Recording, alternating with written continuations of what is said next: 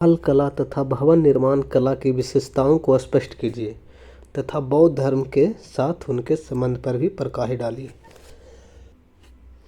Hello, नमस्कार दोस्तों, कैसे हैं? उम्मीद करते हैं कि आप लोग अच्छे होंगे और क्वेश्चन देखकर एक एक क्वेश्चन डेली लिखने का प्रयास कर रहे होंगे।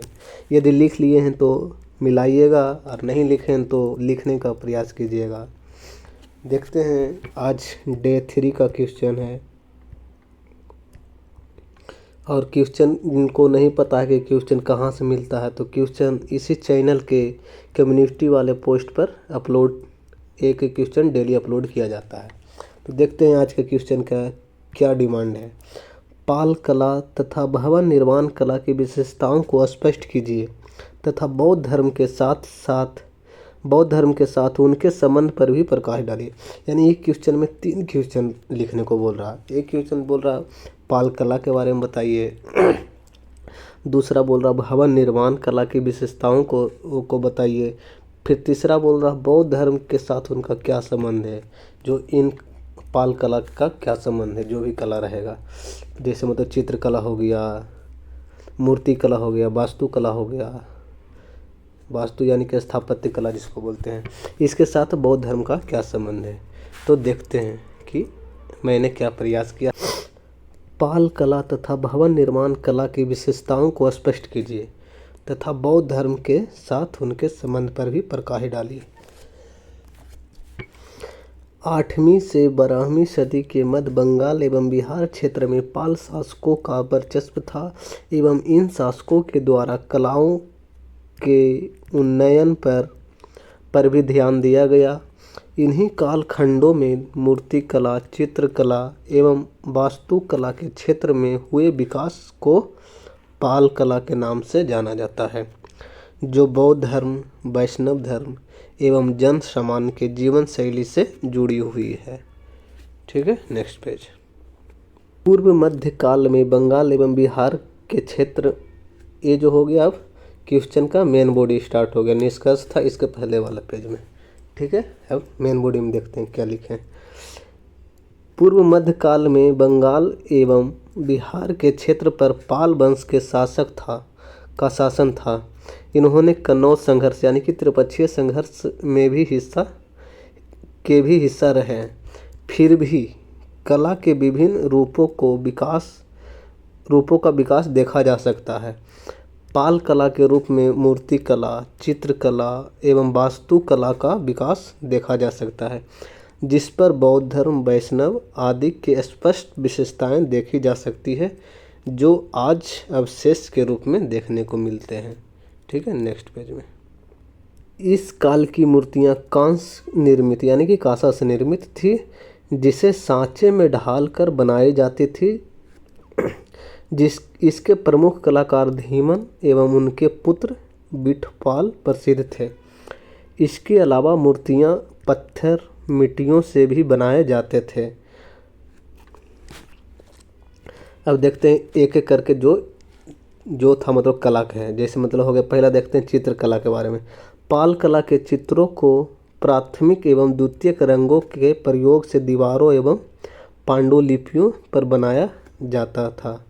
इस काल के अष्टसहस्रिक, प्रज्ञापारित एवं पंचराज जैसे पांडुलिपियों का चित्र आज भी कैम्ब्रिज विश्वविद्यालय में संरक्षित है। ठीक है, अब देखते हैं अगला कला क्या है। भवन निर्माण कला देखते हैं।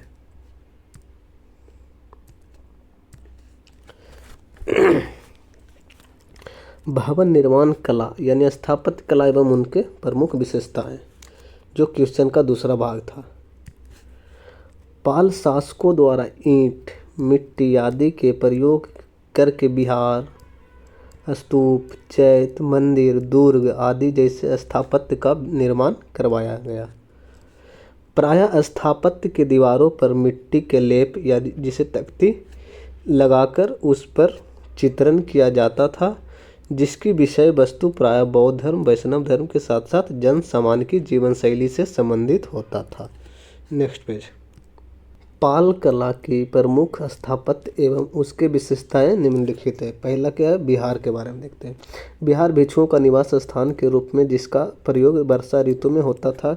नालंदा, जिसमें आता नालंदा महाविहार, उदंतपुरी महाविहार, जो उदंतपुरी अवशेष का उसका अवशेष सुरक्षित नहीं है, एवं विक्रमशिला महाविहार इस काल के प्रमुख विहार थे, जिस पर बौद्ध धर्म, वैष्णव धर्म के साथ साथ जन सम्मान के चित्र भी अंकित थे। ठीक है, अब देखते हैं अगला स्तूप स्थापत्य। स्तूप, इस काल में स्तूप का भी निर्माण किया गया, जिसके चित्र एवं प्रमुख भाग निम्नांकित है, यानी कि नीचे लिखे। ये जो देखिए स्तूप है, ये जो इसको बोलते हैं वेदिका, यानी कि वेदिका नहीं, मेधी यानी कि चबूतरा, उसके चारों ओर परिदक्षिणा पथ, उसके बाहर बाउंड्री वॉल जिसको वेदिका बोलते हैं, उसमें एक गेट यानी कि तोरण। ये जो अंडाकार है इसको अंड बोलते हैं, जो आयताकार भाग ऊपर है उसको हर्मिका, जो कि पवित्र स्थान होता है। उसके ऊपर जो डंडा जैसा उसको दंड, और सबसे ऊपर क्या है, छत्र है। Next page. चैत्य, बौद्ध धर्म के पूजा स्थल को चैत्य बोलते हैं। यह एक आयताकार कमरा होता है जिसका अंतिम सिरा अर्धवृत्ताकार होता है। मंदिर का भी निर्माण करवाया गया था। इस काल के मंदिर नागर शैली में ही निर्मित हुए, जिसके गर्भगृह वर्गाकार, शिखर रेखीय तथा शीर्ष पर अमलक होते हैं, इसको अमलक बोलते हैं। इसको, ये जो गर्भगृह क्या वर्गाकार है, ये जो शीर्ष के क्या है, रेखीय है। ठीक है, नेक्स्ट क्वेश्चन का अगला भाग क्या है, पाल कला एवं बौद्ध धर्म के बीच का संबंध क्या है। जो भी कला था, मूर्ति कला, चित्रकला, वास्तुकला, इसके बीच में बौद्ध धर्म का क्या संबंध है। पाल कलाओं पर प्रायः बौद्ध धर्म, वैष्णव धर्म के साथ साथ जन सम्मान का भी जीवन शैली का स्पष्ट प्रभाव देखा जा सकता है। अब देखते हैं चित्रकला पर क्या प्रभाव है बौद्ध धर्म का। प्राथमिक एवं द्वितीयक रंगों का प्रयोग करके महात्मा बुद्ध के जीवन के दृश्यों के साथ साथ महायान परंपरा के बौद्ध देवी देवताओं का चित्रण किया गया है। ठीक है, अब देखते हैं अगला, मूर्ति कला से क्या संबंध है बौद्ध धर्म के। पाल मूर्ति कला के मूर्तियों में बौद्ध के जीवन की घटनाओं जैसे जन्म, ज्ञान की प्राप्ति, प्रथम धर्मोपदेश, निर्वाण आदि के चित्रों के साथ साथ बोधिसत्व, अवलोकितेश्वर, मैत्र, तारा आदि का भी मूर्ति देखने को मिलते हैं, जो बौद्ध धर्म से संबंधित है। अब बौद्ध धर्म के वास्तुकला से क्या संबंध है। बौद्ध धर्म एवं पाल वास्तुकला। पाल स्थापत्य का अधिकांश स्थापत्य बौद्ध धर्म से ही संबंधित है, जैसे स्तूप हो गया, चैत्य हो गया, विहार आदि सब क्या बौद्ध धर्म से ही संबंधित है। पालकालीन महाविहारों के कुछ अवशेष अभी भी देखने को मिलते हैं, जैसे नालंदा महाविहार, विक्रमशिला महाविहार आदि। ये हो गया क्वेश्चन का तीनों भाग कंप्लीट। अब अगला एक अच्छा सा निष्कर्ष लिखना होता है।